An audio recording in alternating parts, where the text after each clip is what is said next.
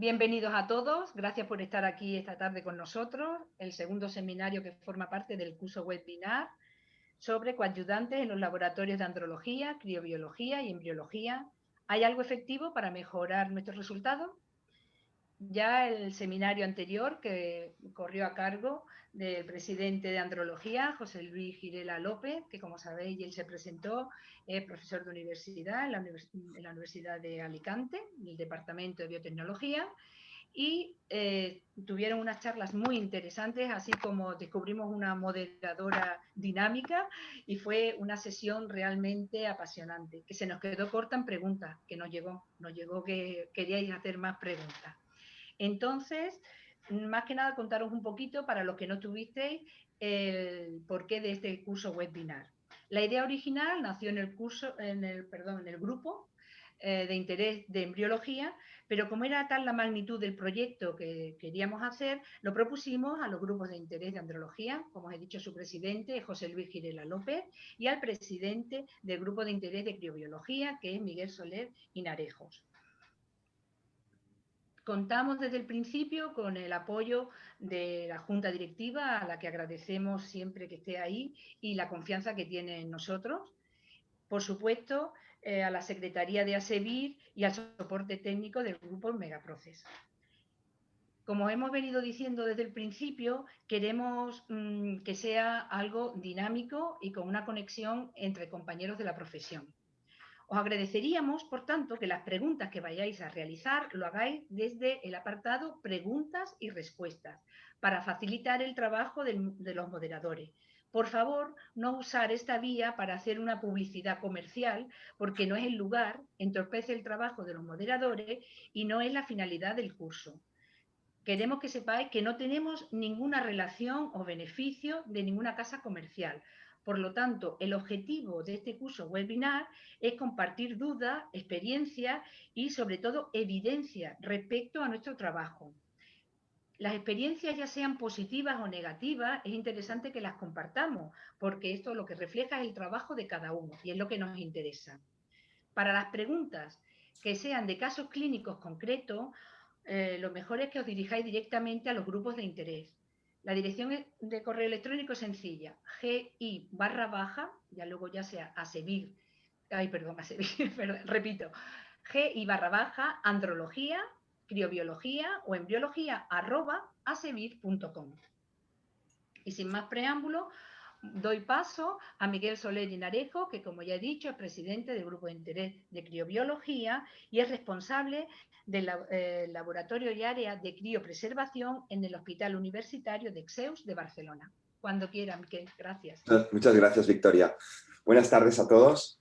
Yo soy, actualmente el presidente del GI de Criobiología desde el congreso del año pasado en Cáceres y tengo el placer de abrir esta sesión de criobiología en este webinar que hasta el momento está teniendo un gran éxito en asistencia y también en participación.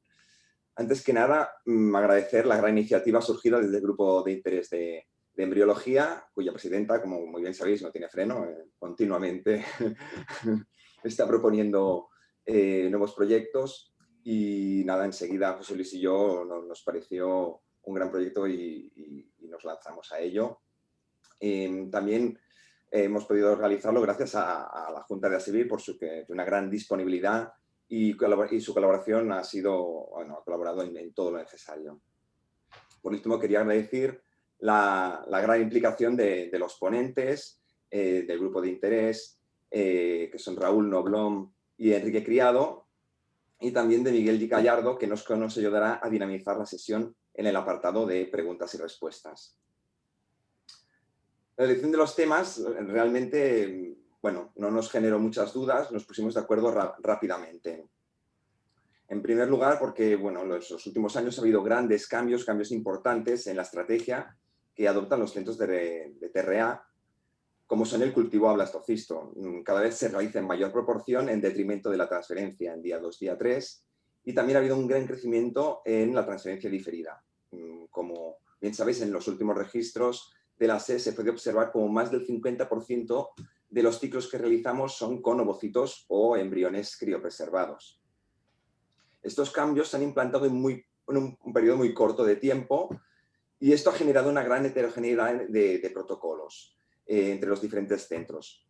Uno de los aspectos donde hoy en día hay todavía mucha discrepancia, aunque se ha hablado mucho, es la utilidad del assisted hatching para mejorar la eficiencia de las técnicas de reproducción asistida.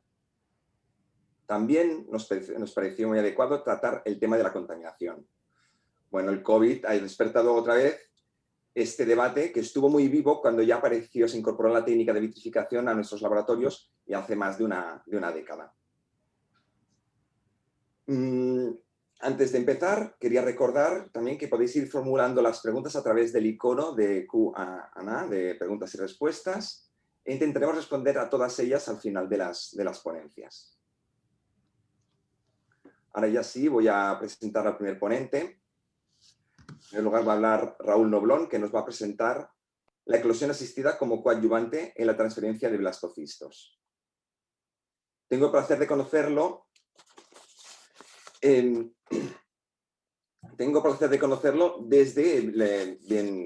Desde los inicios, desde que empezó con la embriología, ya que decidió realizar el máster de Biología de la Reproducción y Técnicas de Reproducción Asistida en el Hospital Quirón de Cheus. Es embriólogo senior certificado por la ESRE desde 2015. Empezó trabajando en el Centro Médico Tecnio como embriólogo en el 2008 y a partir de 2018 se incorporó al equipo de la Unidad de Reproducción Asistida del Hospital Quirón Barcelona. Es miembro de la Comisión Permanente del Grupo de Interés de Criobiología de ASEVIR y también forma parte de los grupos de trabajo de la SEF. Raúl, cuando quieras. Buenas tardes a todos. ¿Me oís bien? Perfecto. Sí. Gracias, Miguel, por la presentación. En primer lugar, quería agradecer a ASEVIR la organización de este curso, que seguro que en estos tiempos de COVID nos ayudará a estar un poco más cerca y a compartir opiniones. A ver si consigo compartir.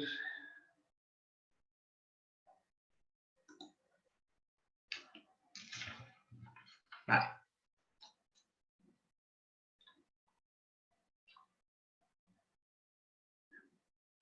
Bueno, como dice Miquel, soy Raúl Noblón y voy a presentar la charla La eclosión asistida como coadyuvante en la transferencia de blastocistos.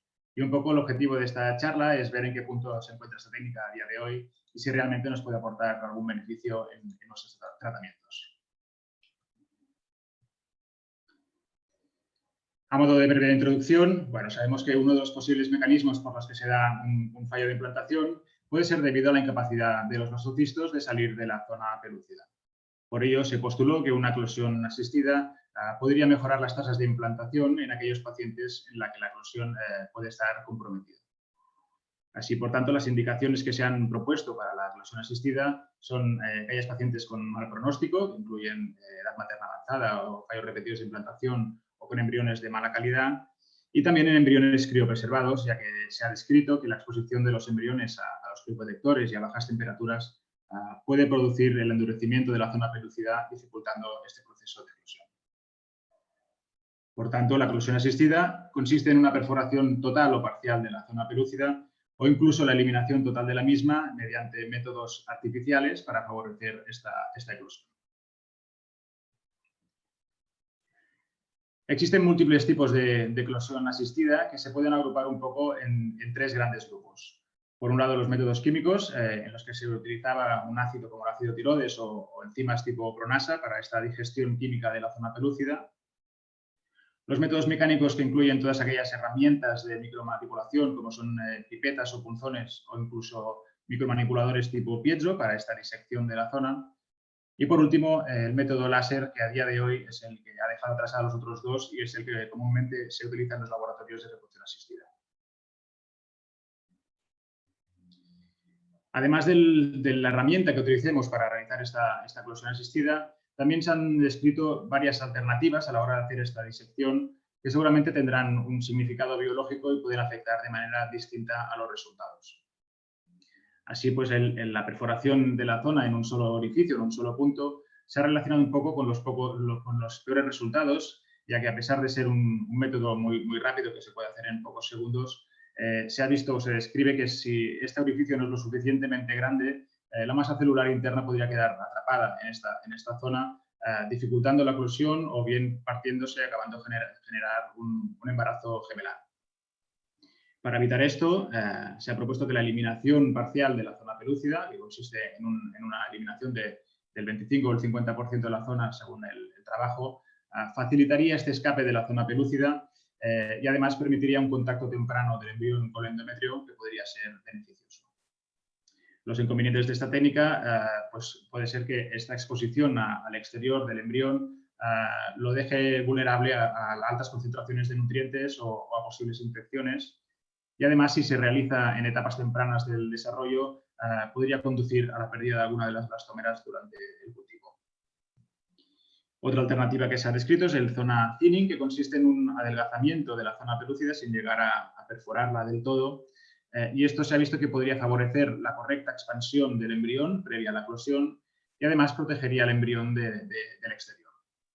Por contra, al no haber un orificio realmente hecho en la zona, pues esta podría seguir impidiendo la eclosión del embrión y además se ha descrito que podría provocar que se generara más de un punto de eclosión en esta zona adelgazada, deformando el embrión o complicando el proceso de eclosión.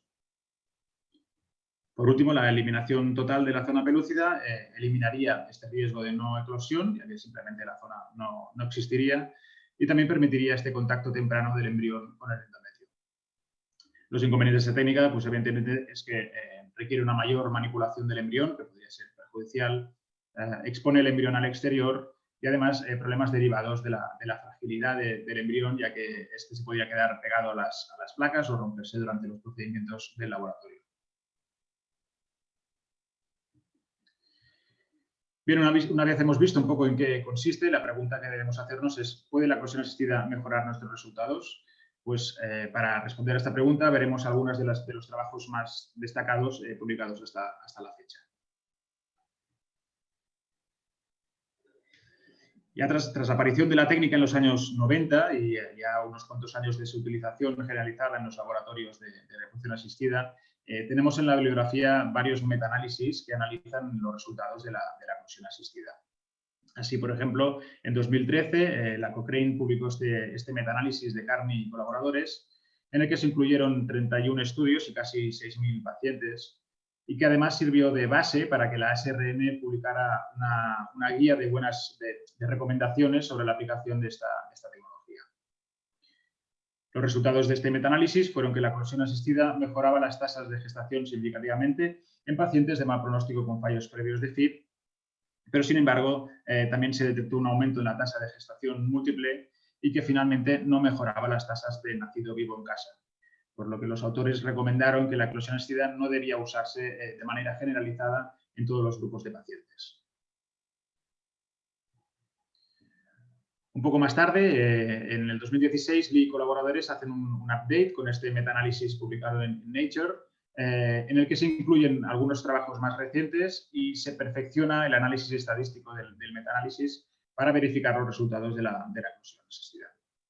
De nuevo, en este metaanálisis se detecta una mayor tasa de gestación, significativamente superior, y además que cuando hicieron el análisis por subgrupo de pacientes, detectaron que esta mejora se daba en mujeres con fallos previos de FIP y también, a diferencia del análisis anterior, en transferencia de embriones criopreservados.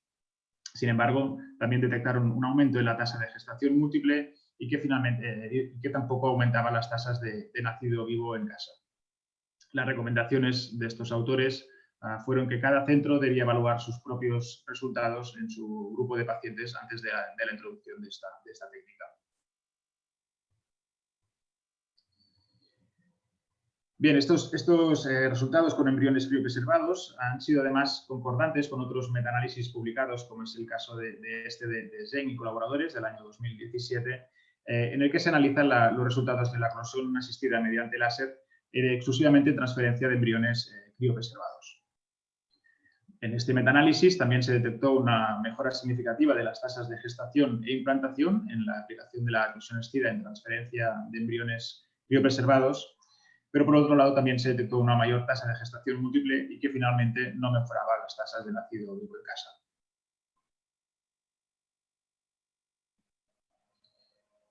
Más recientemente, en el 2018, Alteri y colaboradores han publicado esta revisión bastante amplia y bastante interesante, en la que se incluyen 88 trabajos relacionados con la eclosión asistida y en el que los autores agruparon los trabajos en función de la técnica que se utilizaba para realizar la eclosión y los separaban según se hacía la transferencia de embriones en fresco o de embriones criopreservados.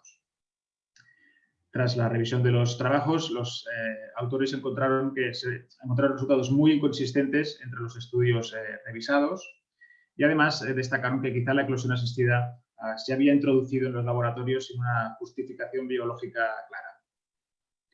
Por otro lado, también mencionaron o destacaron que había una tendencia a obtener mejores resultados en aquellos trabajos en los que se realizaba un mayor grado de manipulación de la zona pelúcida, destacando aquellos en los que se elimina la zona por completo, y esto es algo que también se había observado en el metaanálisis de Lee. Sin embargo, la eclosión asistida sigue siendo controvertida 30 años después de su aparición. Y si nos preguntamos el por qué, pues seguramente uno de los motivos es porque en el saco de la eclosión asistida se han mezclado múltiples factores que seguramente tengan un significado biológico distinto y puedan afectar de manera diferente a los resultados. Así como hemos visto, se han incluido multitud de técnicas diferentes y de manipulaciones distintas respecto a la eclosión asistida. Se han propuesto múltiples indicaciones para realizar este procedimiento. Algunos trabajos utilizan embriones congelados mediante congelación lenta, otros embriones vitrificados en diferentes estadios celulares, con lo que al final lo que tenemos es un conjunto muy heterogéneo de trabajos que dificulta muchísimo la interpretación de los resultados. Por otra parte, en los laboratorios de reproducción asistida, como decía Miquel, durante los últimos años se ha evolucionado.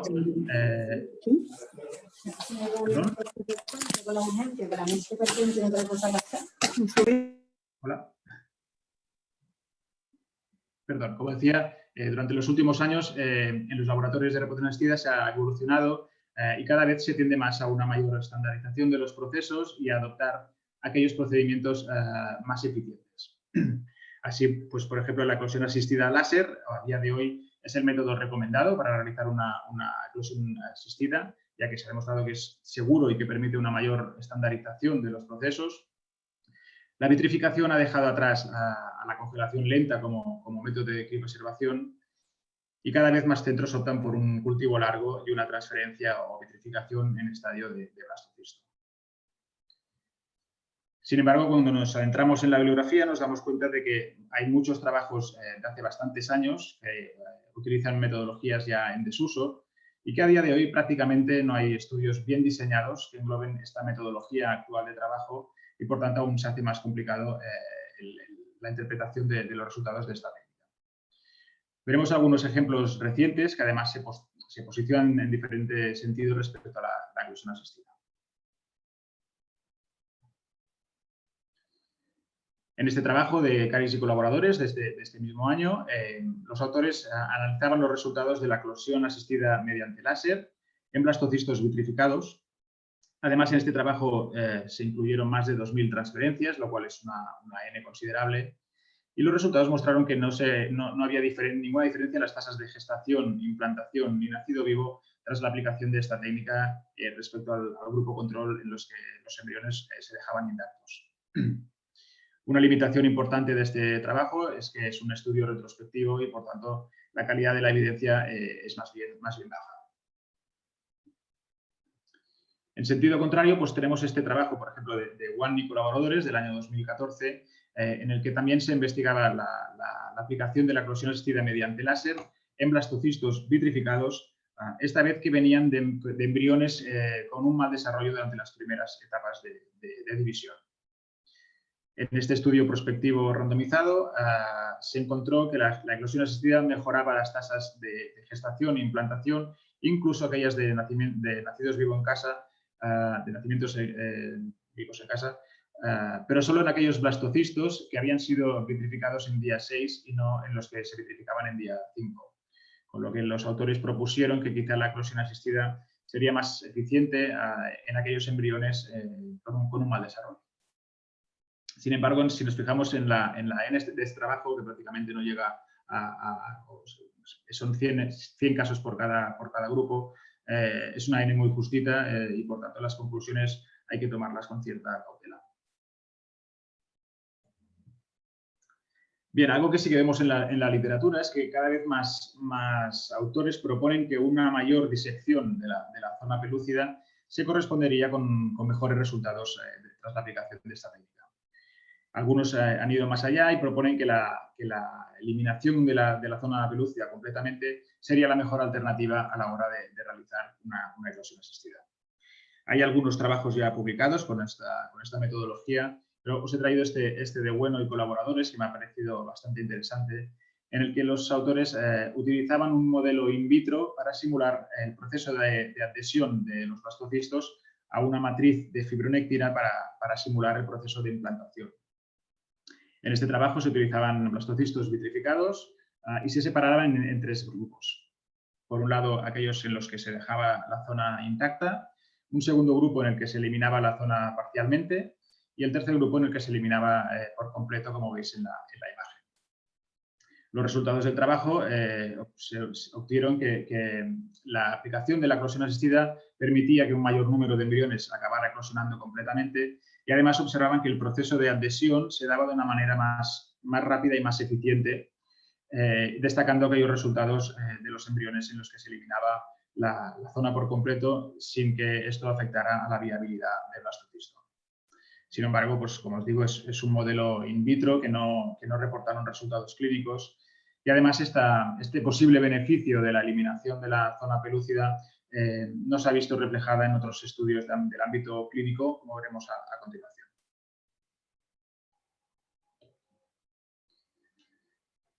Es el caso de este trabajo de Kirienko y colaboradores del grupo de Bacta, en el que también se analizaban los resultados de la eliminación completa de la zona pelúcida y en este estudio prospectivo randomizado se obtuvieron tasas comparables entre el grupo de embriones en los que se eliminaba la zona respecto a aquellos en los que se dejaba la zona intacto, por lo que este posible beneficio de esta metodología no se vio reflejada.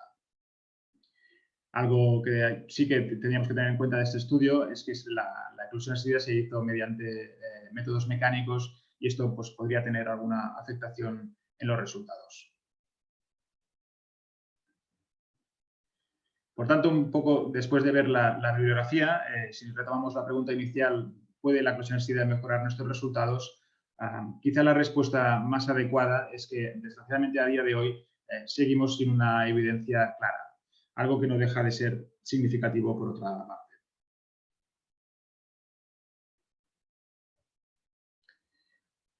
Por último, algo que sí que me gustaría dejar constancia es de la controversia que existe acerca de la eclosión asistida y las gestaciones gemelares, ya que si bien sí que se ha relacionado y se ha visto que la eclosión asistida puede aumentar las tasas de gestación gemelar, no está del todo claro si esto se traduce en un aumento de gemelos monocigóticos.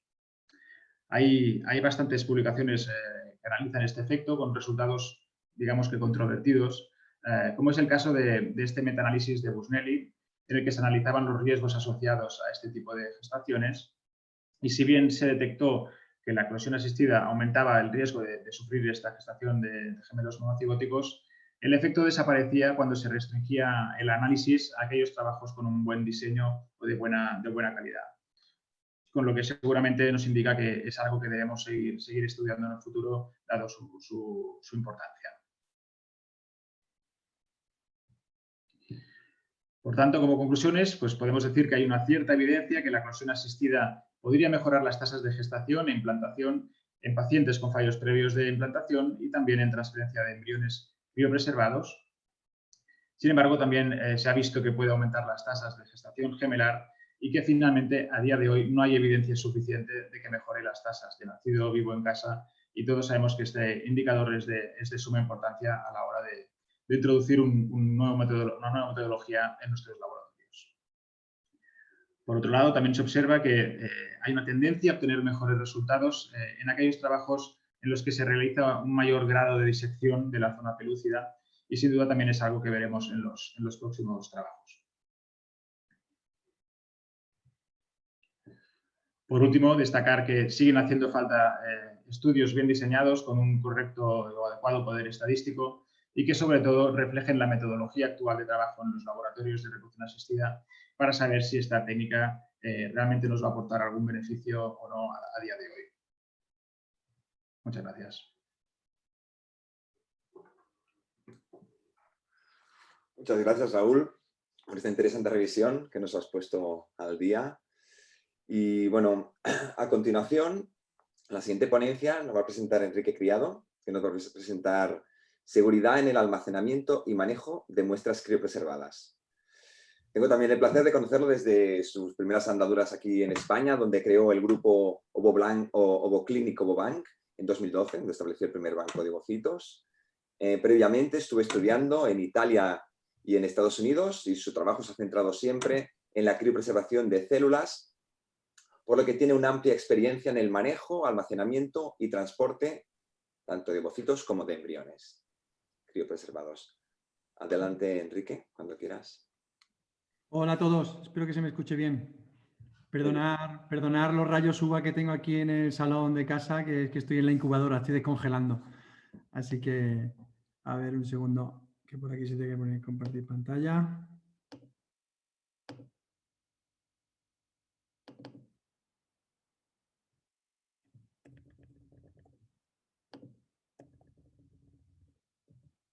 Aquí creo que se ve perfecto.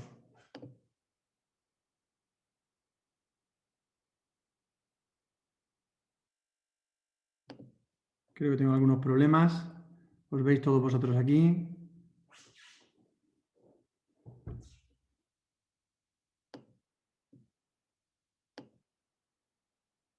Bueno, minimizo un poco porque no se minimiza. Ahora. Perdonad, chicos, la tecnología. Bueno, gracias a Sevir por haberme dado este tema de charla, de webinar, que creo que es bastante interesante y que bueno, y que creo que nosotros que manejamos tantísimas células criopreservadas, pues bueno, simplemente es aportar un poco la experiencia de Ovobank y lo que hacemos nosotros, ¿no? Y en tiempos tan maravillosos que nos ha tocado vivir, de COVID, que ha vuelto, como decía Miquel, a la palestra la contaminación del nitrógeno líquido, la contaminación cruzada, la probabilidad de que alguien estornude a 50 metros de un contenedor y llegue un coronavirus al nitrógeno líquido y que contamine esos óvulos, esos embriones que están congelados. Pues bueno, voy a intentar arrojar un poquito de luz a todo esto. Y empiezo hablando un poco de la importancia de comprender que en cada laboratorio es un mundo, ¿no? En todos los laboratorios se trabaja de una forma distinta. Hay laboratorios que utilizan soportes distintos, CryoTops, CryoLoops, CryoTex, OpenPool Straw, CBS, es decir, cada uno pues está muy estandarizado. En España, por ejemplo, el CryoTop, pero bueno, hay laboratorios que utilizan otro sistema y ya cuando sales un poco de España y empiezas, nosotros que hacemos auditorías a otros países y a otros laboratorios con los que trabajamos, pues bueno, pues ves que hay mucha variabilidad en sistemas, en soportes, en protocolos, en respetar los protocolos, que hay muchos laboratorios que siguen sin respetar los protocolos. Entonces, eso es un mundo, ¿no? Cada laboratorio es un mundo, pero lo que no debe de ser distinto es esto, ¿no? Todos los laboratorios tenemos que tener esto para proteger sobre todo a los trabajadores, para proteger sobre todo a los embriólogos que estamos congelando esas células, ¿no? Entonces, pues bueno, todos tenemos que tener un medidor de oxígeno, obviamente, para bueno, darnos cuenta de cuando el porcentaje de oxígeno baja de ese 20% que tiene que estar, ¿vale? Porque, bueno, si baja no te das cuenta y respiras aire a un 5% de oxígeno, un 3% de oxígeno, un 10% de oxígeno, bueno, te caes al suelo redondo, con lo cual es muy importante el tener esos sensores que vayan avisando. Por supuesto, áreas con ventilación, renovación de aire, etcétera, etcétera. La señalética, que bueno, que es esto, es más de control de calidad, que tiene que estar la señalética en todas las partes donde se congelan y se utiliza nitrógeno líquido, y obviamente el equipo de protección, ¿no? El equipo de protección que todos conocemos y que, bueno, pues hay quien lo utiliza y quien no lo utiliza, ¿no? El delantal, las tobilleras, los guantes, gafas, gorros. Entonces, es muy importante el dar un poco de sentido a esa pregunta que a nosotros nos hacen y que todos nos hacemos, es decir, ¿qué me tengo que poner? ¿A qué me tengo que poner para protegerme del nitrógeno líquido cuando descongelo un cryotop, ¿no? Porque claro, con los guantes el cryotop no lo puedo coger, me lo tengo que poner, no me lo tengo que poner. Entonces, si me permitís la respuesta, os la voy a aclarar un poquito dentro de un par de diapositivas, ¿vale? Entonces, protegiendo a los trabajadores, protegiendo a los embriólogos y protegiendo en este caso, por ejemplo, a los embriólogos, a los que transportan las células.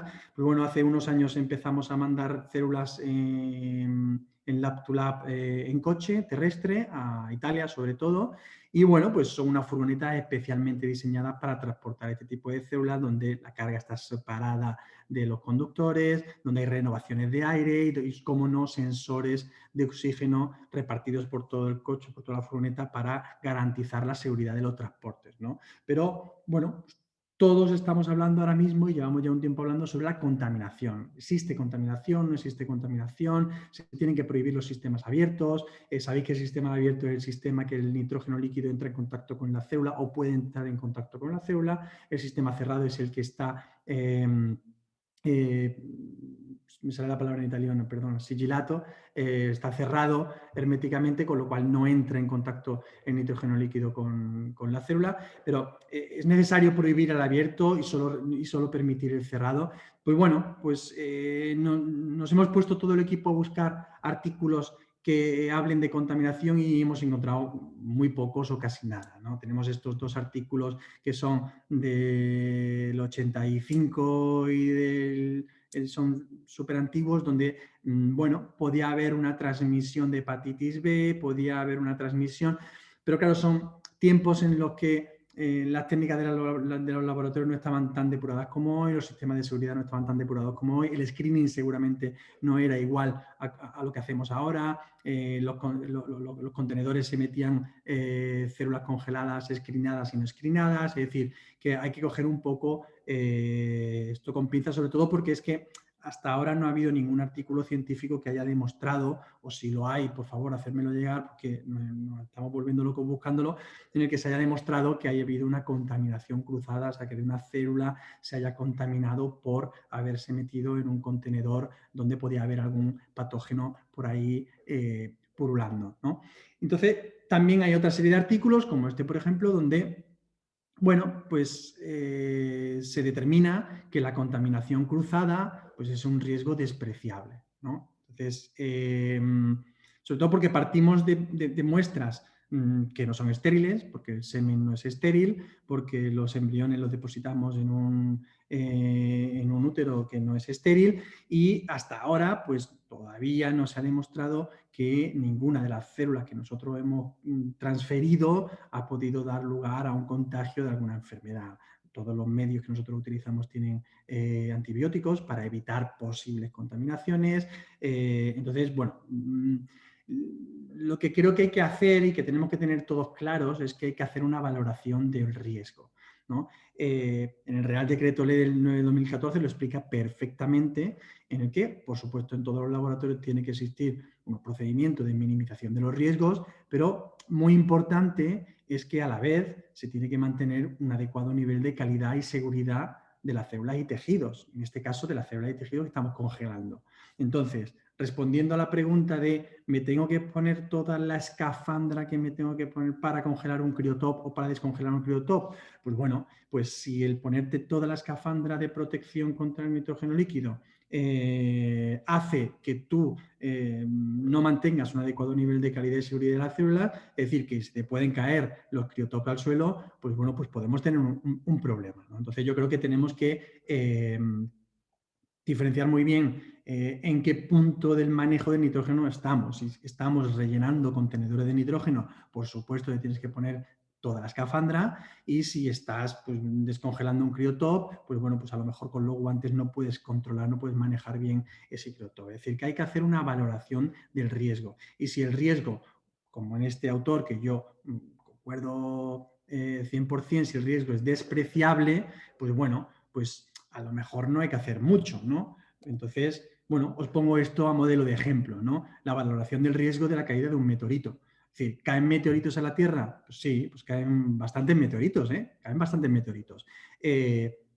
Por eso necesitamos hacer coches con escudos protectores de meteoritos. O sea, ¿cuánto cuesta ya a nivel comercial? ¿Cuánto cuesta hacer un coche con una protección de acero galvanizado contra meteoritos? ¿Merece la pena? ¿No merece la pena? Pues bueno, pues eso es lo que tenemos un poco que plantear. ¿Merece la pena por la valoración del riesgo de posible contaminación prohibir los sistemas abiertos o los cerrados? Pues bueno, pues yo creo que no, y de hecho ninguna sociedad científica está hablando de esa prohibición, ¿no? Entonces, bueno, pues algunos autores hemos dado en alguna ocasión alguna solución a esa posible contaminación, como por ejemplo el almacenaje en vapores de nitrógeno, que, vale, bueno, perfecto, si puedes comprarte un contenedor de vapor de nitrógeno y sustituir tus 7, 8, 5 o los contenedores de nitrógeno líquido que tengas y meterlos tienes el espacio y el dinero, porque no son baratos, de poder hacerlo, perfecto, pues si lo puedes hacer, maravilloso, ¿no? Hay un autor en Italia pues, que está hablando muchísimo sobre la esterilización del nitrógeno líquido por ultravioleta, y es lo mismo. O sea, ¿es obligatorio? No. ¿Quieres cambiar tu protocolo de laboratorio y esterilizar el nitrógeno líquido que estás usando para vitrificar en nitrógeno líquido estéril y luego meterlo en un sistema cerrado antes del estocaje? Vale, pues si lo quieres hacer, quieres gastarte ese dinero y quieres cambiar tu protocolo de laboratorio, pues lo puedes hacer, pero seguramente si el nitrógeno líquido es estéril, tendrás que también hacer un control de esterilidad del medio de vitrificación que estás usando, es decir, que seas seguro que el medio de vitrificación ese que estás usando es estéril, de la campana, de la placa, de todo lo que utilizas si es estéril, porque bueno, muchas veces utilizamos cosas que intentamos que sean estériles, pero a veces no son estériles, y nosotros trabajamos sin guantes, con lo cual de nuestra piel pueden caer células epiteliales a ese nitrógeno líquido que hemos esterilizado. Entonces, yo creo que no nos debemos de volver locos, y que sí son una serie de soluciones, como la última, como nosotros hace ya tiempo íbamos a sacar un device, un sistema de ultravitrificación en capilares de cuarzo, y comprobamos y demostramos pues, que vitrificando en nitrógeno contaminado a posta, pues no entraban los patógenos dentro de esos capilares de cuarzo, ¿no? Pues bueno, al final eso no quedó en nada, no se comercializó, pero bueno, son soluciones que están ahí, que si ves importante el adoptar una de las soluciones, pues bueno, pues ahí están, ¿no? Entonces, luego están lo que quieras hacer y lo que puedas hacer. Nosotros, por ejemplo, desde Obobank, y ya hablo un poquito de la experiencia que nosotros hemos adoptado para aumentar la seguridad de las células. En este caso, pues tenemos generadores de nitrógeno líquido, y estos generadores de nitrógeno líquido están situados en salas con filtración de aire, con filtros EPA, y que por lo menos el aire que se utiliza para comprimirlo y formar el nitrógeno líquido, que estas máquinas es lo que hacen, pues por lo menos es aire estéril, ¿no? Entonces, bueno, te lo puedes gastar, quieres dar esa tranquilidad a los centros con los que trabajas, porque nosotros trabajamos con muchísimos centros, pues bueno, pues sí, ¿es obligatorio? No, pero lo podemos hacer, ¿no? Entonces lo hicimos, y el nitrógeno que estamos generando se genera con aire estéril, ¿no? Como el desinfectar los contenedores. Nosotros todos los contenedores que salen del banco y vuelven, pues primero son desinfectados externamente con ozono, con una máquina generadora de ozono que cuesta 500, 800 euros, que bueno, pues te lo puedes permitir, pues perfecto, y lo desinfectamos por fuera, pero también lo desinfectamos por dentro. Hemos comprado unas lámparas ultravioleta que en Amazon cuestan 15 o 20 euros, que es súper barato, y los contenedores de viaje, obviamente sin células, pues bueno, pues los irradiamos con ultravioleta para desinfectar. Y como no, pues los contenedores aumentan la seguridad si tienes contenedores que antiguamente se mandaban células para arriba y para abajo sin ningún tipo de monitorización, y hoy en día, pues bueno, pues nuestros contenedores, por ejemplo, pueden ver la posición GPS, la temperatura interna, externa, y lo puedes ver en tiempo real. Entonces yo creo que son soluciones, adaptaciones a problemas que se pueden presentar, que en función de la valoración del riesgo, pues das una solución u otra solución, pero que ninguna de ellas son obligatorias, ¿no? Aquí os dejo este estudio que hicimos para ver si funcionaba el tema de las lámparas ultravioletas en el interior de los contenedores. Aquí, por ejemplo, analizamos con unas placas agar, analizamos un par de contenedores que nunca habían sido irradiados y vimos como en uno, pues bueno, creció algo. En uno creció algo y dijimos, hombre, pues si en uno creció algo vamos a analizar más contenedores, ¿no? Entonces analizamos otros contenedores, veis que la N es pequeña, es despreciable. Esto, pues bueno, es un estudio que estamos haciendo para ver si se llega a publicar algo, pero bueno, es algo que aquí quería aportar con vosotros, quería compartirlo. Y bueno, pues analizamos en tiempo cero, sin ningún tipo de irradiación de ultravioleta, con 15 minutos de irradiación, con 30 minutos de irradiación y con 60 minutos de irradiación. Y vimos cómo ya de partida no había nada en ninguno de estos 6 contenedores y que, bueno, pues irradiándolos, pues menos todavía, ¿no? Entonces era todo negativo. Entonces, según estos datos, ¿merece la pena irradiar los contenedores continuamente con ultravioleta? Pues bueno, si te puedes gastar 20 euros o 15 euros en unas lámparas en Amazon y lo haces por tu tranquilidad y por la tranquilidad sobre todo en nuestro caso, de los centros colaboradores a los que les mandamos células, pues nosotros hemos decidido hacerlo, ¿no? Pero que no es obligatorio, ¿no? Pero hablando de seguridad, no solo es la contaminación. Nosotros ya hace muchísimo tiempo que bueno, pues descubrimos un posible error, unos posibles errores en el etiquetaje de los criotops, por ejemplo, que nosotros usamos, ¿no? Antiguamente, acordaros que mucha gente todavía, muchos laboratorios ahora mismo etiquetan con indeleble, con el boli, ¿no? Que se puede borrar, no se puede borrar, la escarcha del nitrógeno líquido, encima, ¿vale? Ya poco a poco se fue modernizando la cosa, aparecieron los etiquetadoras y con las etiquetadoras, pues bueno, pues perfecto, es mucho más, son adhesivos especiales para nitrógeno líquido, tienes que encontrar el adecuado porque algunos funcionan, otros no funcionan y se caen, entonces cuando encuentras el adecuado pues es mucho más fácil y mucho... No te equivocas porque la letra de un embriólogo es más legible que la letra de otro embriólogo, es todo mucho más estándar, ¿no? El problema que nosotros tuvimos es que, claro, cuando congelas una pajuela, cuando congelas 2 pajuelas, cuando congelas 3 pajuelas, pues bueno, pero cuando congelas 15 pajuelas o 20 pajuelas o 25 pajuelas, sabéis que todas las pajuelas, todos los criotops tienen el código SEC, que tiene que ser un código distinto entre pajuela y pajuela, entre criotop y criotop. Claro, el riesgo de error era enorme. Entonces, bueno, pues desarrollamos esta aplicación, el Logo-Label, que es una aplicación nuestra que nos permite seleccionar la donante que estamos vitrificando, metemos el número de óvulos maduros que vamos a vitrificar y la aplicación pues directamente nos imprime todas las etiquetas que vamos a necesitar para vitrificar todos los óvulos maduros de esa donante. Entonces, cada etiqueta, la peculiaridad que tiene, aparte de la rapidez y de la minimización del riesgo de equivocación, es el código de barras que enlaza con el Ovoscan, es otra herramienta que, bueno, pues los centros que reciben los óvulos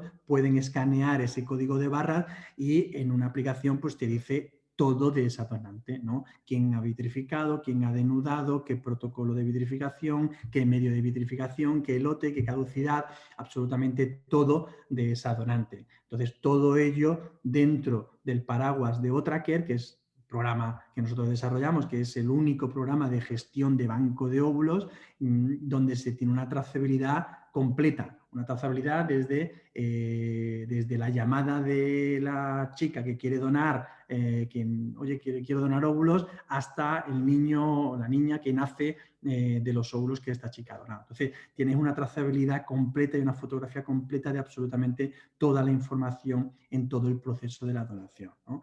Como no, la monitorización de los contenedores. Antiguamente, como he dicho antes, pues bueno, se mandaba un contenedor y ya llegará. Luego empezaron los data loggers, que me hacían una medición cada 10 minutos, cada 5 minutos, y cuando volvía al contenedor te descargabas la gráfica. Ahora, pues bueno, gracias a Dios, pues todo ha evolucionado. Y nosotros desarrollamos estos contenedores que en tiempo real puedes ver absolutamente qué temperatura hay dentro de los contenedores, qué temperatura hay fuera, en qué posición, qué viaje han hecho los contenedores. Y yo creo que esto aporta seguridad en que bueno, pues, tienes todos estos factores controlados, ¿no? Entonces, creo que hay que velar mucho por la seguridad de la célula. Por supuesto, evitar contaminaciones, por supuesto, hacer una valoración del riesgo y no volvernos locos en el tema de la contaminación, porque bueno, la probabilidad es tan baja, el riesgo cero nunca existe, con lo cual la probabilidad es tan baja que bueno, que no hay mucho que hacer, ¿no? Y sobre todo la seguridad de los trabajadores. Los que trabajemos con nitrógeno líquido, muchísimo cuidado, los EPIs, y en función del proceso, en función del trabajo que se esté haciendo con el nitrógeno líquido, pues una protección más grande o una protección más pequeña, porque nos ayuda a controlar y a manejar las células, ¿no? Entonces, nada, cualquier duda, aquí me tenéis. Muchísimas gracias y creo que no he sido bastante rápido, como me habéis pedido, ¿no? Sí, muy bien, Enrique, muchas gracias. El tiempo. Bueno, y ahora vamos a pasar a las preguntas y respuestas, que ya se han ido formulando algunas de ellas. Os animo a que participéis en el debate que ahora se va a generar. Para moderar la sesión de preguntas contamos con la colaboración de Miguel Gallardo, nuevo miembro de la Comisión Permanente del Grupo de Interés de Criobiología. Miguel es desde 2018 el director del laboratorio de la sede que tiene Ginemet en Lisboa, y desde sus inicios ya mostró un especial interés en el área de criobiología, ya que realizó su tesis doctoral sobre la vitrificación de ovocitos en la Escuela Superior de Ingeniería de Sevilla.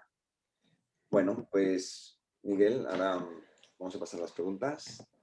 Bueno, muchas gracias, Miquel, por la presentación, y enhorabuena a los ponentes, a Raúl y a Enrique por la exposición de los temas, que creo que ha sido muy interesante y efectivamente ha generado un buen número de preguntas aquí en la sección de preguntas y respuestas que tiene Zoom, y voy a ir encaminándola para los diferentes ponentes. Yo creo que, por supuesto, Raúl, puedes comentar preguntas sobre contaminación también, y Enrique, pues creo que sería bueno que también, pues desde tu punto de vista, las preguntas de hatching, que aprovechamos el input, pues, de los dos ponentes.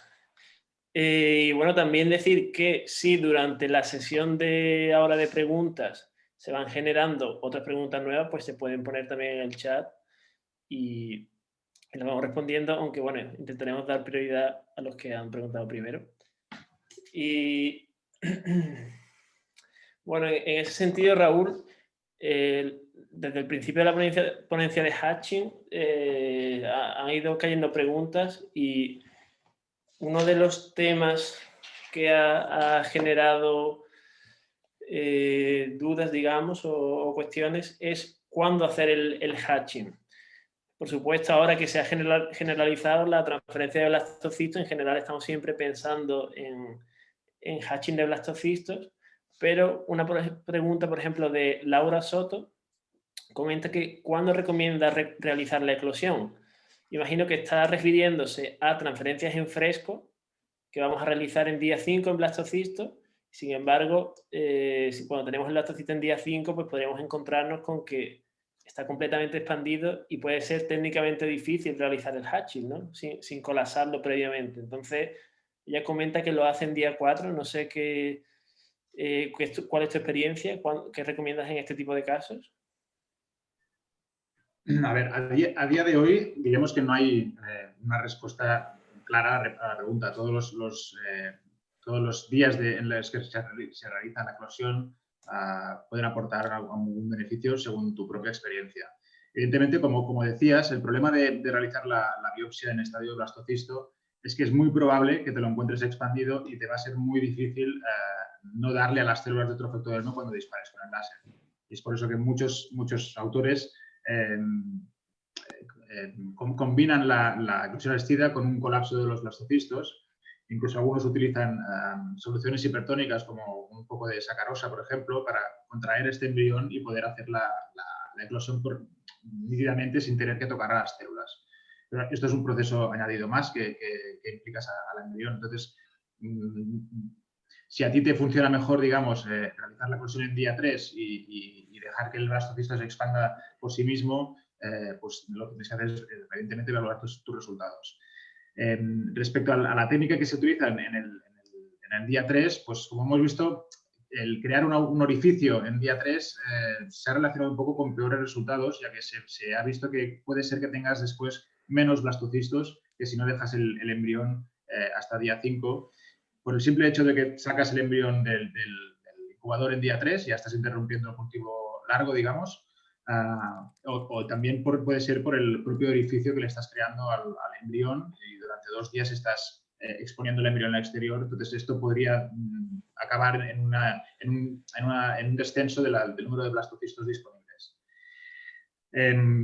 Yo creo que va a depender de tu dinámica en el laboratorio, digamos. Si a ti te da mejor hacer en día 3 y ves que tus resultados son buenos haciendo un thinning en día 3 para que el embrión se expanda correctamente y tienes unos buenos resultados después en la transferencia, pues adapta esta metodología. Si ves que puedes hacer una eclosión asistida en los blastocistos en día 5 de manera temprana antes de que se expandan, digamos, sin dañar a las células, pues también sería una buena recomendación. Pero a día de hoy no hay un día concreto en el que se crea que es superior a los demás. Probablemente en la mayoría de casos el assisted, la mayoría de grupos lo realizan en día 5 porque es en el momento en el que decides qué embrión se va a transferir y quizá pues eso, si solo le haces el assisted hatching al embrión que se va a transferir también. O sea, otro motivo por el cual la mayoría de grupos lo hacen el mismo día, poco tiempo antes de la transferencia. Y yo creo que como Raúl ha puntualizado bastante bien, cuanto menos toques al embrión en día 3, en día 4 dentro del incubador, o sea, cuanto menos lo saques es mucho mejor. A lo mejor el sacarlo en día 4 y hacer el hatching en día 4 le estás ocasionando más daño a ese embrión que si lo sacas en día 5 y por la mañana cuando ves los blastos que tienes se lo haces, ¿no? Nosotros, por ejemplo, en día 5 le hacemos el hatching a todos los embriones, a todos los blastos que tenemos. El que transferimos, por supuesto, va hatcheado, pero lo que congelamos también lo hatcheamos para que cuando se produzca la criotransferencia también vaya hatcheado, ¿no? Porque nos dimos cuenta hace muchísimo tiempo que había embriones en día 5 preciosos que no eran capaces de romper la pared, no eran capaces de hacer hatching por sí mismos y en día 6 pues nos lo encontrábamos pues bueno, prácticamente muertos sin haber roto la pared, ¿no?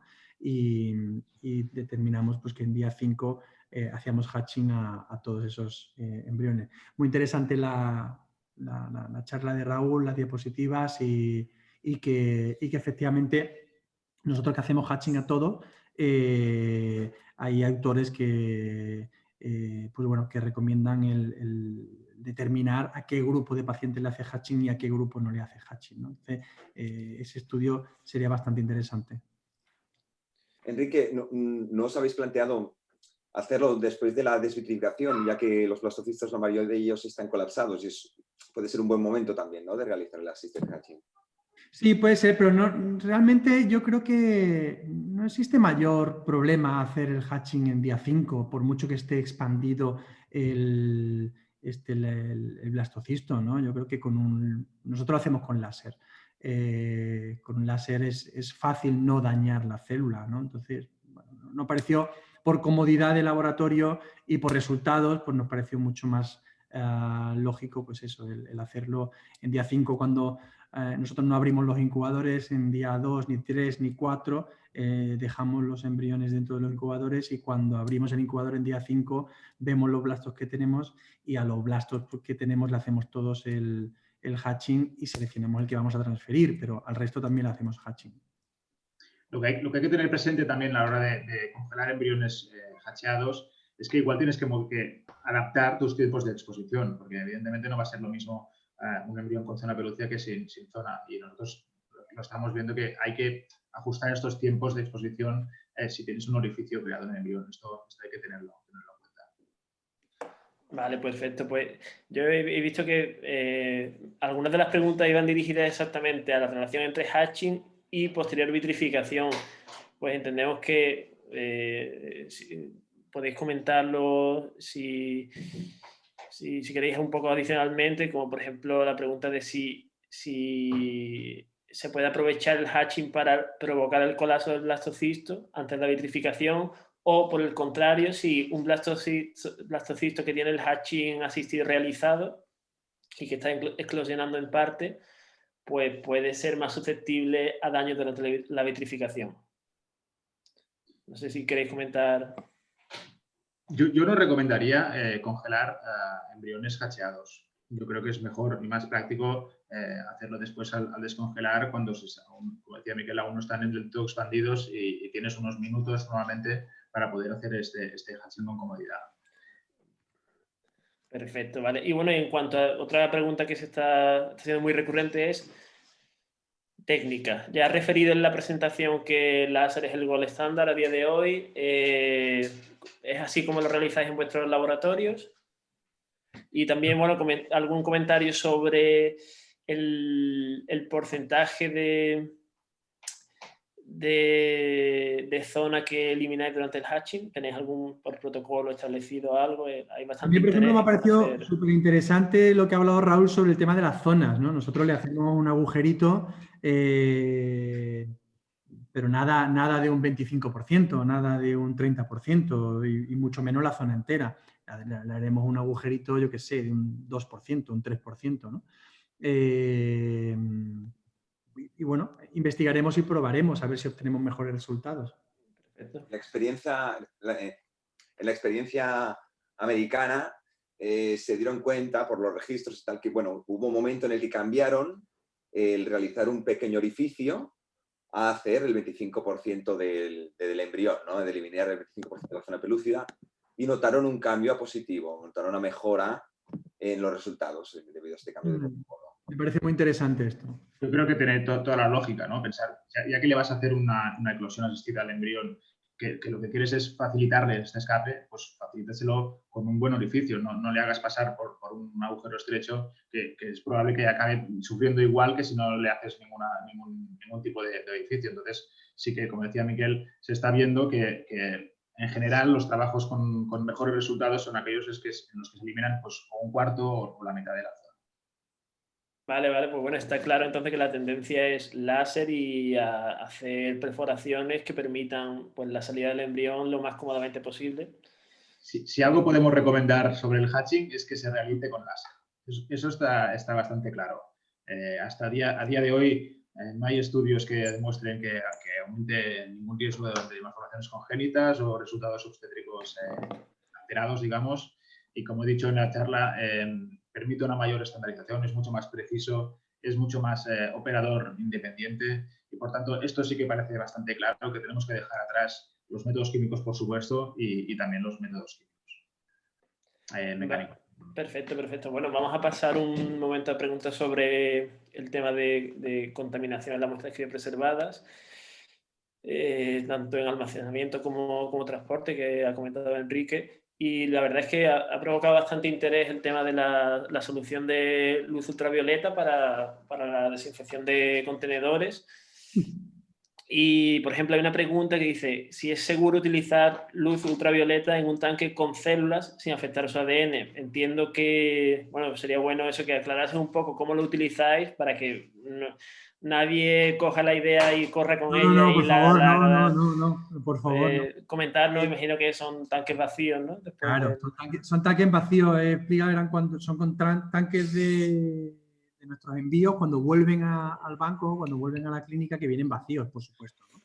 Entonces, uno de los problemas a la hora de desinfectar los tanques nuestros, los contenedores nuestros de los laboratorios con los embriones y todo lo que tenemos dentro, es que para desinfectarlo tenemos que sacar las células.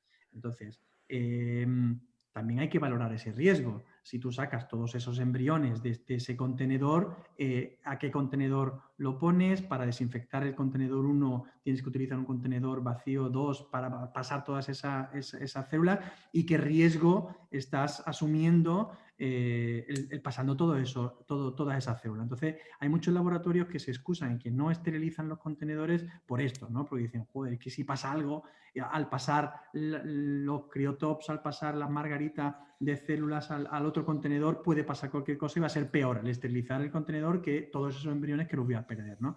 Pero efectivamente los rayos ultravioleta no se pueden utilizar, no aconsejamos utilizarlo con contenedores llenos de células, por supuesto que no.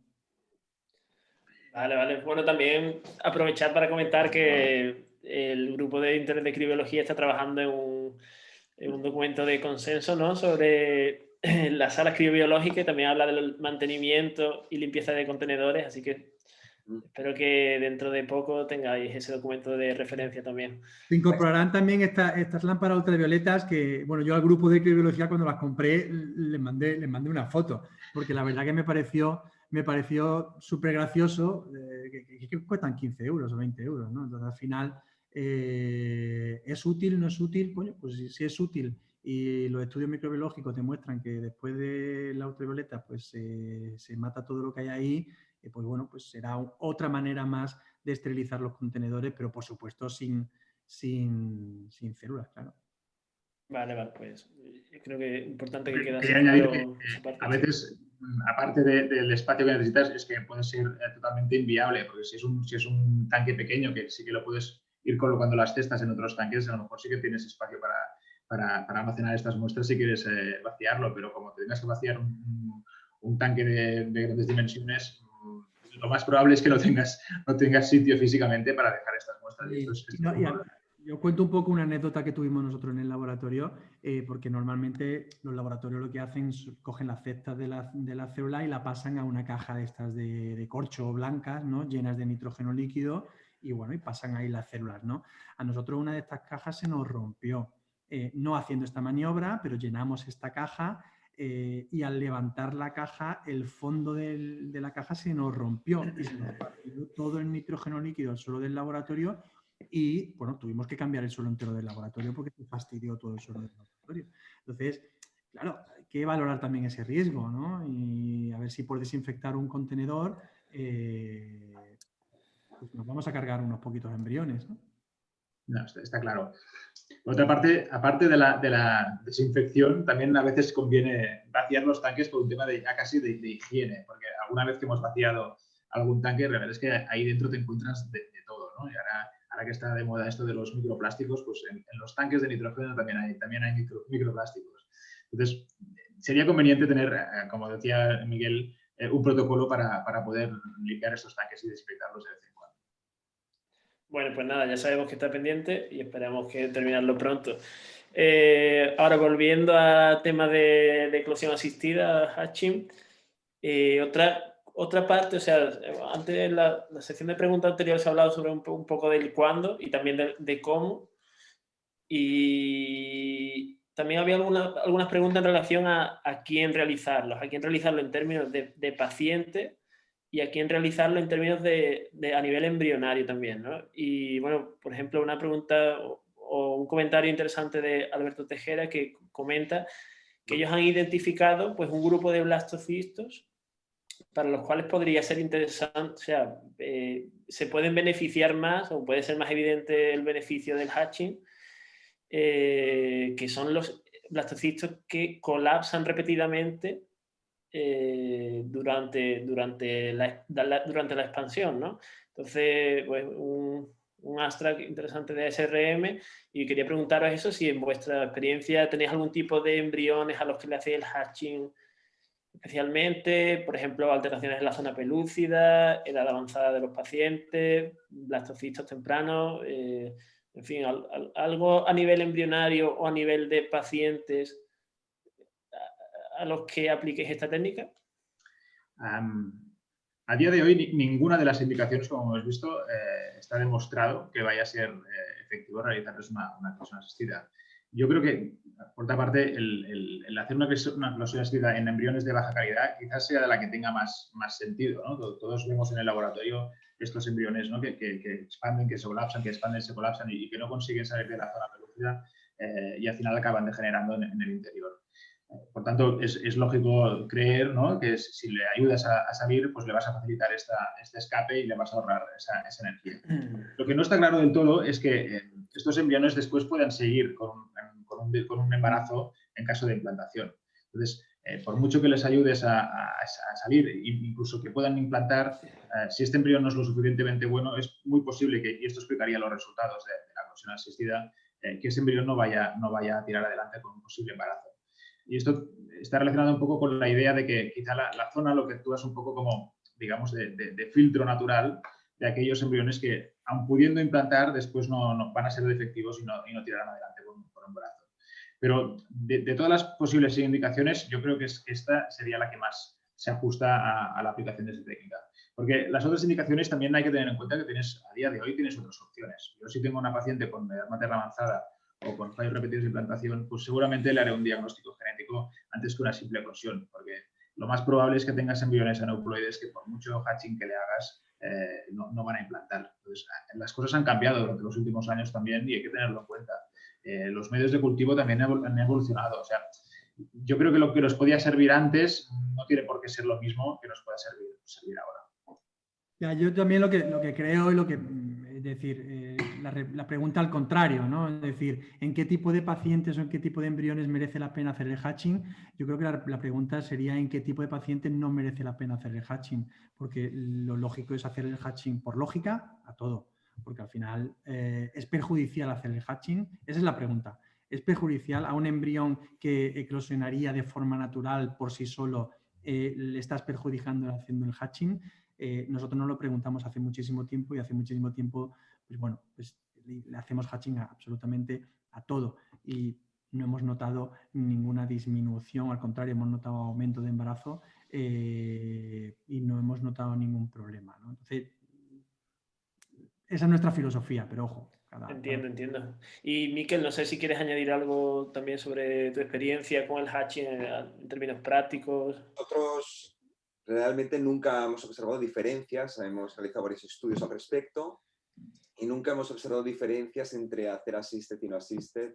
En nuestra experiencia no ha mejorado los resultados. En esa época, pues eso, hacíamos un pequeño orificio. Ahora, si plantease un estudio, realmente iría directamente a quitar el 25% de la zona pelúcida previo a la transferencia. De acuerdo. Una pregunta muy interesante, yo creo que de Fernando Prados, comenta si la eclosión asistida puede aumentar la tasa de aborto. Y yo creo que compagina un poco con lo que estabais comentando antes de el papel de selección natural de la zona pelúcida, impidiendo que los blastocistos que quizás pues, no se van a desarrollar lleguen a implantar y luego se pierdan. Es algo que no sé si en la bibliografía, Raúl, has identificado este parámetro en los metaanálisis. ¿Hay algún subanálisis que se fije en este endpoint? Yo diría que en prácticamente todos, si no recuerdo mal, no hay diferencias en la tasa de aborto respecto al grupo de estudio con el grupo de control. Por otra parte, es lógico pensar, ¿no?, que si tienes más implantación y no tienes nacimientos, pues seguramente es que tienes más abortos. Pero esto se debe también a que, de entrada, que el aumento en la tasa de gestación está rozando la significancia en estos metaanálisis.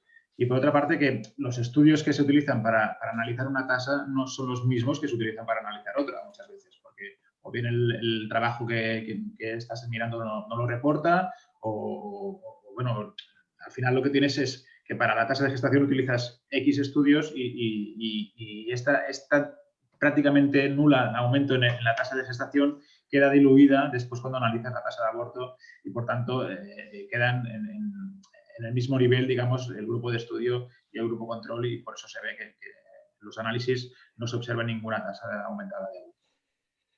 No sé si me he explicado muy bien. Sí, no, claro. Sí, yo creo que se entiende lo que comentas. O sea, que por ahora, la tasa de aborto no aumenta por el hatching. No hay evidencias ni parece que esté relacionado. Sí, o sea, es importante eso, mencionar que la técnica en sí, pues en ningún caso no hay ningún mecanismo que nos haga pensar que puede aumentar la tasa de aborto, y el otro lado de la pregunta, que sería una implantación de embriones de menor calidad, pues tampoco no hay evidencia aún que nos haga pensar eso, ¿no? O sea que, por otro lado, también destacar que no deja de ser un método invasivo para los embriones. Y digo un poco con lo que decía Alteri en su trabajo, y es que quizá hemos aceptado que sí, que como decía Enrique, pues le haces una eclosión porque seguramente que le irá bien. Pero esto tampoco no tiene por qué estar justificado. A día de hoy vemos que las tasas de nacidos vivos siguen siendo iguales en los dos grupos.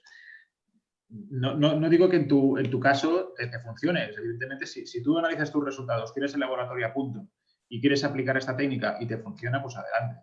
No, claro. Pero no es una varita mágica que te va a decir, si haces esto, te van a aumentar la implantación un 5%, y hay que tener en cuenta que puede tener resultados adversos también. Hay que mirar la tasa de gemelares, hay que mirar si realmente te va a afectar a la viabilidad de los blastocistos. Hay que mirarlo bien. No es digamos que es un método invasivo y hay que tenerlo en cuenta.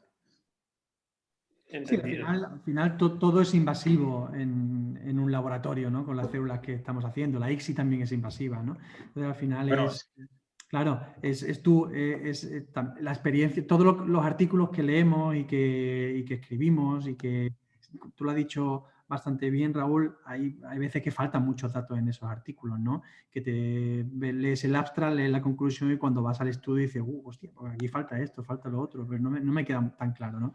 Al final yo creo que la experiencia de uno mismo en el laboratorio es lo que al final te decide hacerlo o no hacerlo, ¿no? Pues lo haces, el hatching, pues va mal, hemos aumentado el porcentaje de degeneración en blastocistos o de abortos o de tal. No, pues tira para adelante, ¿no? Entonces, pero sí.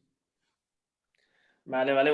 Una pregunta técnica también interesante que ha surgido es en relación, pues, a la gestión del posicionamiento, una pregunta práctica, la gestión del posicionamiento de la masa celular interna a la hora de hacer el hatching. Está claro que, pues, ¿qué consideraciones se tienen a la hora de hacer el hatching? Es como para el PGT, que vamos a evitar colocar la zona de forma específica para evitar algún posible daño. No entiendo, o sea, ¿para realizar una eclosión asistida te refieres o para una...? Sí, que exactamente, que hay que tener en cuenta a la hora de posicionar la masa celular interna para hacer el hatching. Mira, esto viene seguramente por un estudio preliminar que hay de un japonés, creo que es Hiraoka, que observó que si realizábamos la eclosión asistida cerca de la masa se conseguía una mayor tasa de eclosión de los embriones.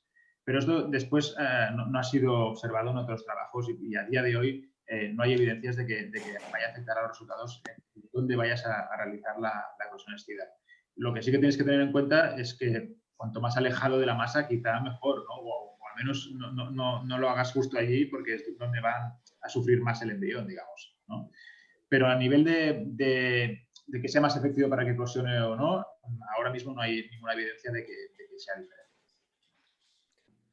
Vale, perfecto. Pues creo que he quedado respondida la pregunta.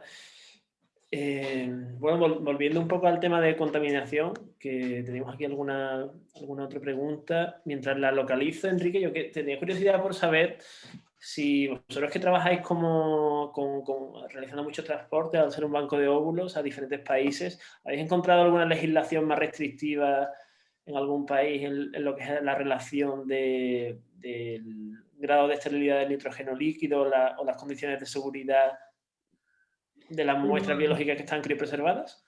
A nivel de legislación no, porque al final la legislación española es la legislación europea, ¿no? A nivel de calidad de laboratorio sí, nos encontramos un poquito de todo, ¿no? Hay laboratorios muy bien preparados, maravillosos, que llegas y está todo que es una maravilla. Y bueno, pues hay laboratorios que no tienen ni nitrógeno líquido para pasar las células, ¿no? Pero bueno, eso es un poco como todo. Enrique, sí que es cierto que en algunos países sí que restringen el uso de sistemas abiertos, ¿no? No les permiten utilizar sistemas abiertos para vitrificar o para criopreservar embriones u ovocitos, ¿no? Bueno, en algunos países sí. Por ejemplo, en Bélgica, que estaba prohibido, las noticias que tenemos que hace poco se permite el sistema cerrado también, perdón, el sistema abierto también se permite, y ahora pueden utilizar sobre todo en óvulos, porque el resultado de la desvitrificación en sistema cerrado con óvulos es peor que la vitrificación con sistema abierto.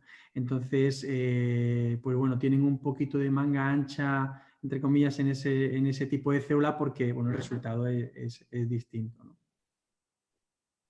Se hablaba que en Estados Unidos estaba prohibido el sistema abierto, pero no. Allí también usan el sistema abierto para vitrificación de óvulos.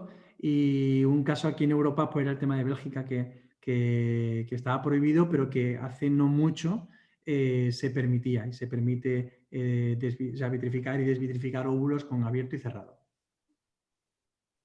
Vale, pues otra pregunta de carácter así práctico sobre el tema de, en este caso, descontaminación o desinfección, esterilización de los tanques, es cada cuánto o cuánto tiempo de aplicación de la luz ultravioleta recomendáis. Yo creo que se ha comentado en la sesión, pero bueno, si puede reflejarnos un poco eso.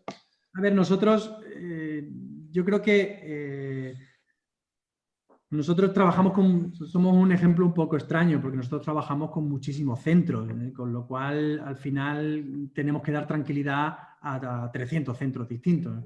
Entonces, bueno, pues cada vez que salen los contenedores y vuelven, los desinfectamos por fuera y por dentro, ¿no? En la vida normal de un laboratorio, de una clínica de reproducción asistida, pues no tienes tanto movimiento de células, ¿no? Si algún contenedor lo envías y al recibirlo, pues lo desinfectas y ya está. Y el tema de los contenedores generales, donde tenemos los embriones y las células, pues bueno, valorar muy bien si tenemos lo que hemos hablado antes, el espacio para pasar esas células y esterilizar ese contenedor, luego volver a pasar esas células a ese contenedor esterilizado. Y si eso se puede hacer, pues yo recomendaría una vez al año. Vale, entiendo.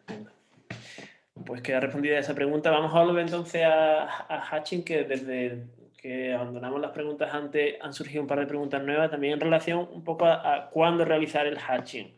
En este caso, hablando de transferencia de embriones criopreservados, en que, o sea, normalmente, pues yo creo que es una práctica estándar dejar, por ejemplo, unas 2 horas, si es posible, de tiempo entre la descongelación de los embriones y su transferencia. Si vamos a realizar hatching a estos embriones en blastocistos, ¿en qué momento recomendaríais hacerlo?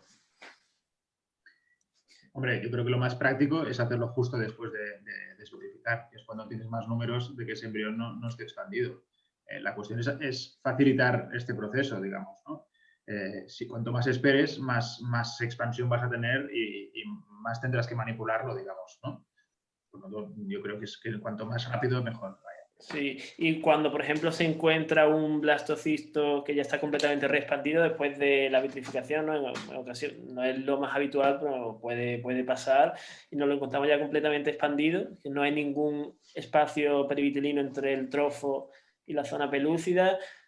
A veces optáis, por ejemplo, por hacer un thinning de la zona en vez de hacer una eclosión total para evitar cualquier contacto del láser con la célula del trofotodermo, o preferís provocar el colapso del blastocisto y hacer el hatching pues, con más facilidad. Es que hacer un thinning en una zona expandida es bastante complicado. Porque te queda una zona que, bueno, o tienes un láser que tienes una precisión de 1 micrómetro o no sé cómo lo vas a hacer. Por tanto, cuando te encuentras, es que el problema de realizar la eclosión asistida en blastocistos es este. Por tanto, por eso muchos autores, como decía antes, combinan el colapso de los blastocistos con la eclosión. Si tienes este embrión tan expandido, pues no te va a tocar seguramente más remedio que darle un pulso de láser, que por otra parte también lo hacemos constantemente con las biopsias para DGP, ¿no? Pero le das un pequeño pulso con el láser que te colapse y luego manipulas la zona cómodamente. Vale, pues aprovechando que comentas eso, y otra pregunta y va para los tres. En caso de DGP, al final estamos haciendo pues, una eclosión también asistida.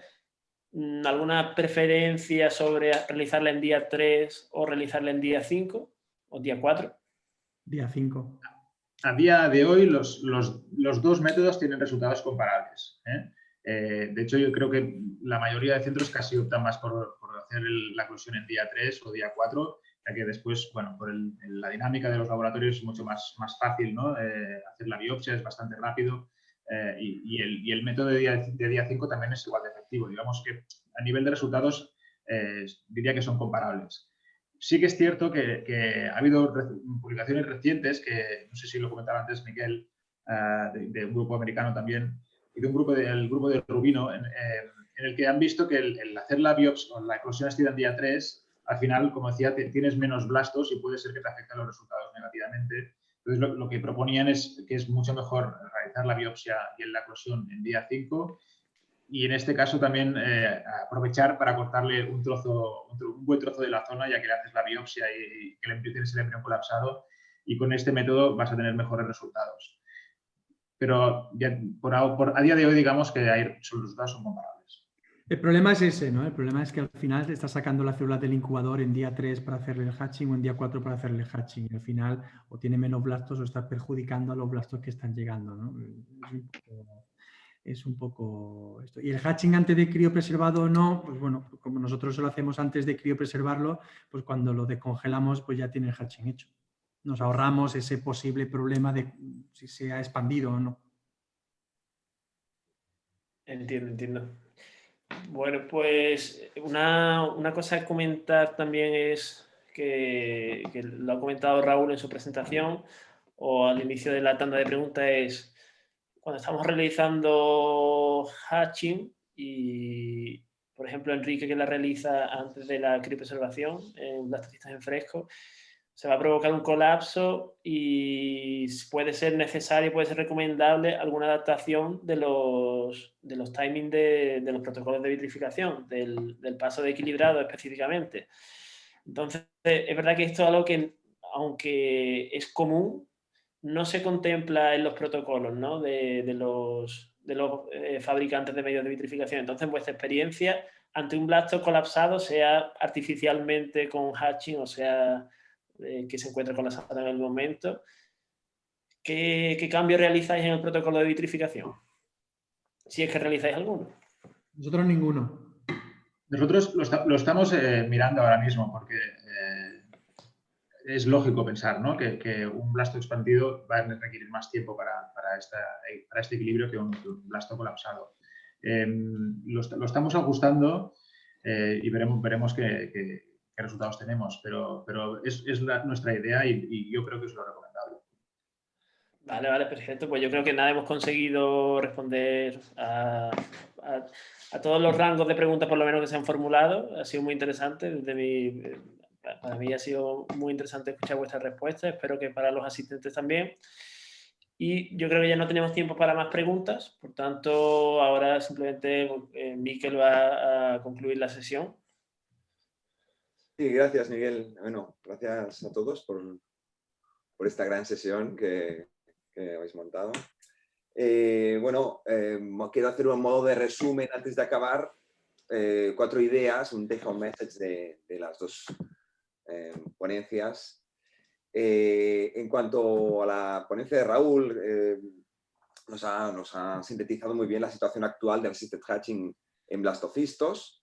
Queda claro que no hay evidencia que el assisted hatching nos mejore los resultados en cuanto a implantación y resultados clínicos, aunque sean previamente vitrificados.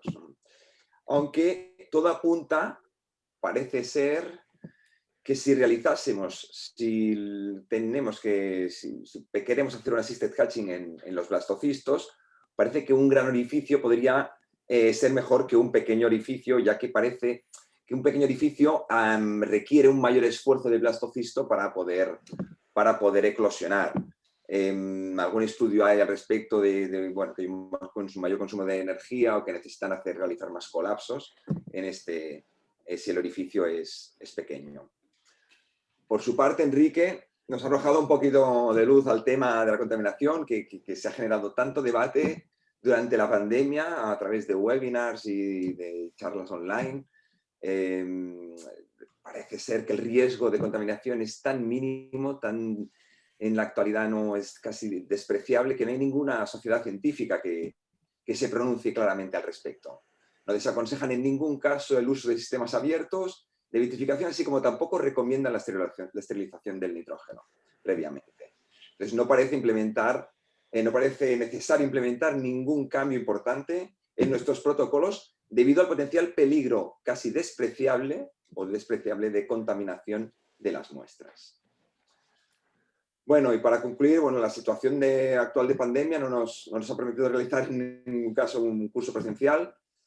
Hemos tenido que reinventar, ¿no?, en todo el mundo, ¿no?, para generar conocimiento a través de cursos online y han adquirido una gran importancia este 2020 y creo que es una dinámica que seguirá cuando por fin digamos adiós a esta pandemia. La experiencia en este webinar nos deja un buen sabor de boca, nos anima a seguir organizando cursos en este formato, aunque siempre es preferible la formación presencial. Ahora sabemos otra ventaja, otra ventaja de realizar estos cursos o congresos online, ¿no? Aparte del ahorro de tiempo y dinero, este formato hace que las discusiones sean más participativas, pues participa un mayor número de gente en los debates. Ya recordar que podéis dirigir vuestras preguntas, si ha quedado alguna pregunta en el tintero, pues o surgen más preguntas, podéis dirigiros al mail del grupo de interés de criobiología. Y recordaos que los diplomas se entregarán al final del webinar. Con esto ya me despido hasta el próximo miércoles, donde podremos asistir a las ponencias que presentan el grupo de embriología, que estoy seguro que van a ser de un gran interés. Buenas tardes y hasta el miércoles. Gracias a los tres. Hasta luego a todos. Hasta luego, buenas tardes. Chao. Pasarlo bien, poneros mascarilla.